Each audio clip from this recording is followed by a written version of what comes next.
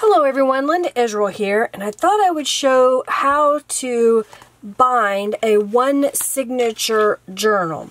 The cover of this journal is watercolor paper that I have done the Franken-page technique, where I've used wallpaper and pages that I have used some mixed media on. I have a tutorial on how to make those. It's a mixed media Franken page, and I'll have the IDI up there.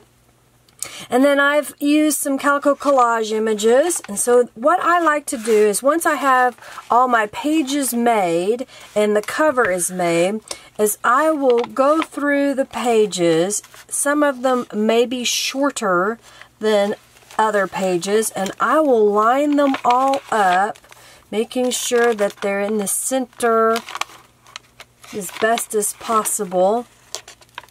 And you don't have to do that. That's just what I like to do. So I'm just going through all of these pages. And I've got them all lined up. And then I'm going to line it up with the cover, making sure that it's in the center from top to bottom. And then I like to clip mine in place. So I'm just using really large paper clips. You can use bullnose clips, just anything to keep them all together. And then the next thing you want to do is you want to make sure that this V is ready. And I make a template. In my case, I'm going to have 3 holes because it's a pamphlet stitch that uses 3 holes. And what I'll do is take a piece of cardstock and mark out my holes at an equal distance, dead center, about 1.5 inches from each top and the bottom. And then I will lay that in my book, centering it. And then I have some really thick craft foam. I think this is like 3 millimeters thick. You could use an old foam book with the crease like in the, open the book and then use this in the center. Then I have a craft pick here that's from Tim Holtz. And what I'll do is I'll punch these 3 holes, holding this V up so that the pages are nested together.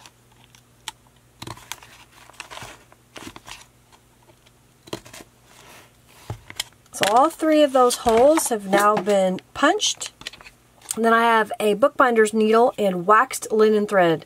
I find that using waxed linen thread is the best. It doesn't slide, it ties off nicely, and it holds the journals together. So I'm going to use 3 links, 1, 2, and 3.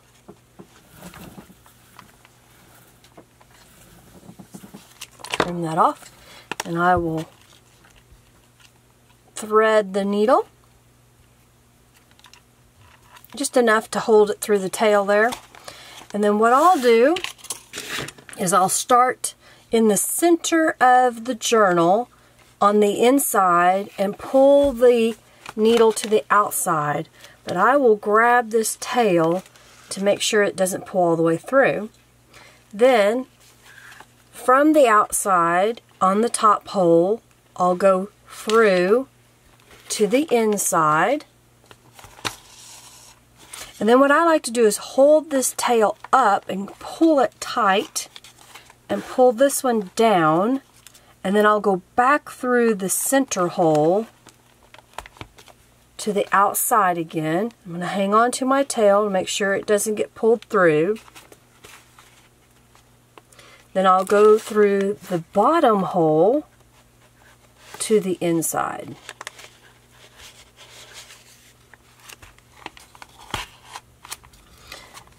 I'll slip the thread under the first one and pull it down, and I'm going to pull this tight, pulling in opposite directions. I want to make sure it's tight here, here, and on the outside. And then I take these 2 strings and I do what's called a square knot. So I'll tie it once and then I'll tie it again, like so. And then I trim that off.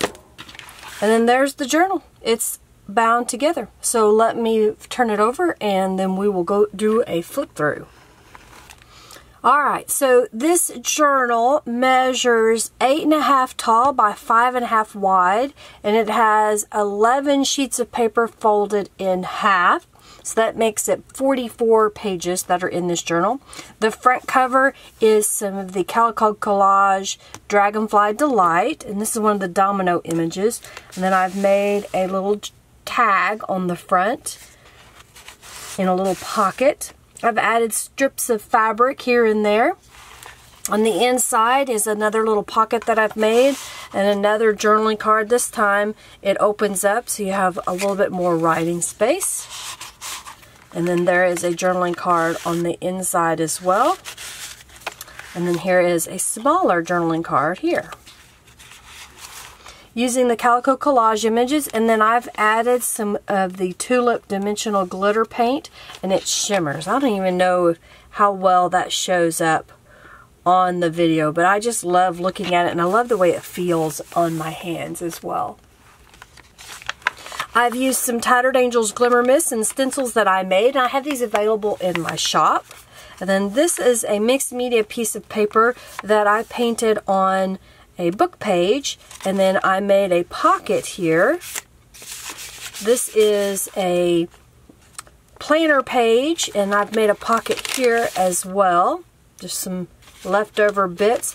I'm trying to use it up, because this is part of my Use It Up July projects. I had some leftover bits, and so I was trying to use them in a journal. Some more stenciling. Another stencil that I have, this is the lace stencil. Some stamping that's done every once in a while. More of the glitter. Another Calico Collage image. A little altered paper clip. I didn't attach anything as far as holding it, but I thought it would be handy for whoever gets this journal. A little more stamping. This is graph paper, and it folds out to a little tab. Another little note tuck spot here. And I believe there's a tuck spot there as well. So if you have extra pieces you want to put in. It's another little accordion folded piece of paper. This is a little notepad that's a couple of pieces together and then it's stapled. It's a great way to use up scraps. Another tuck spot on this side. More of the Calico Collage image. Stamping. A little corner. This is a Franken page that I use some wallpaper on.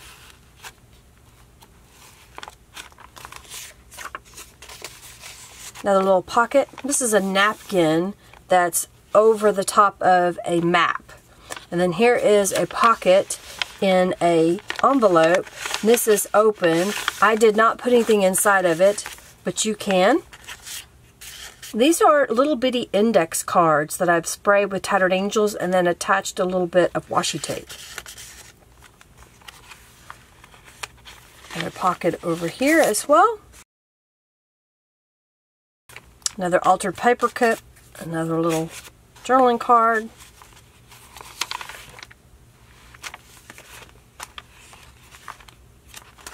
Some more little journaling cards. This was, again, a scrap of paper, and then this was some leftover graph paper from when I trimmed the pages to fit in the journal.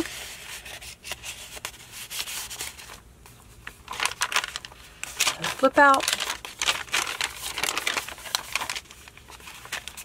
I don't know, I just have fun using up the scraps. This one has a little bit of some Bible verses stamped in it because that was what was left over from another project. Another little notepad. And again, I'm just trying to use up what's left in my stash. I hope you like this. I hope you like seeing the tutorial a little bit more clear, I hope, on how to do the pamphlet stitch. This will be available in my shop. I have the stencils as well. If you have any questions, please comment below. I'd love to answer your questions. If there's a technique you would like to learn how to do and you need a video, let me know and I'll see if I can't put one together. Use the description box to connect to my social media Instagram, Twitter, Facebook, even my Facebook groups.